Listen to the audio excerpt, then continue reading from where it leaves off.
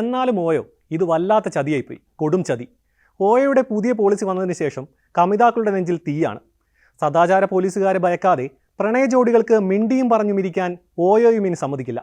ഇനി മുതൽ നിങ്ങൾ ഓയോ ബുക്ക് ചെയ്ത് ചെക്ക് ഇൻ ചെയ്യുന്ന സമയത്ത് നിങ്ങളും കൂടെയുള്ള പങ്കാളിയും തമ്മിലുള്ള ബന്ധം തെളിയിക്കുന്ന രേഖ ഹാജരാക്കണം. മാത്രമല്ല രേഖ ഹോട്ടൽ ജീവനക്കാർക്ക് ബോധ്യപ്പെടുകയും വേണം. പാർട്ട്ണർ ഹോട്ടലുകൾക്ക് ഈ രേഖ നിരസിക്കുവാനുള്ള വിവേചനാധികാരവും ഓയോ കമ്പനി നൽകിയിട്ടുണ്ട്. ഓൺലൈൻ ബുക്കിംഗ് ആണെങ്കിലും രക്ഷയില്ല. പുതിയ പോളിസി ഉത്തർപ്രദേശിലെ മീററ്റിലെ ഓയോ പാർട്ട്ണർ ഹോട്ടലുകളാണ് ബാധകമാക്കിയിട്ടുള്ളത്. ആശ്വസിക്കാൻ വരട്ടെ, മറ്റ് നഗരങ്ങളിലെ സാമൂഹിക പശ്ചാത്തലവും ജനങ്ങളുടെ പ്രതികരണവും അനുസരിച്ച് ഈ പോളിസി വ്യാപിപ്പിക്കാനുള്ള സാധ്യതയും കമ്പനി പരിശോധിക്കുന്നുണ്ട്. എന്തായിരിക്കും ഓയോ ഇത്തരത്തിലൊരു നിയമം കൊണ്ടുവരാൻ കാരണം?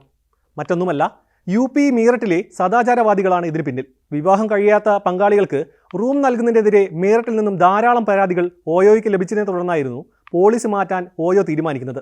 മറ്റ് സ്ഥലങ്ങളിൽ നിന്നും ഇതേ പരാതികൾ ഓയോയ്ക്ക് ലഭിക്കുന്നുണ്ടെന്നാണ് വിവരം.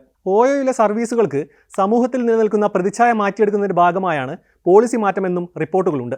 നിലവിൽ ഓയോ ബ്രാൻഡിന്റെ മറവിൽ ഇമ്മോറൽ ആക്ടിവിറ്റീസ് നടത്തുന്ന ഹോട്ടലുകളെ കരിമ്പട്ടികയിൽ ഉൾപ്പെടുത്താനുള്ള ശ്രമവും നടന്നു വരുന്നുണ്ട്. പരാതികളും അഭ്യർത്ഥനകളും ധാരാളമായി വന്നാൽ കേരളത്തിലും ഈ പോളിസി വൈകാതെ എത്തും.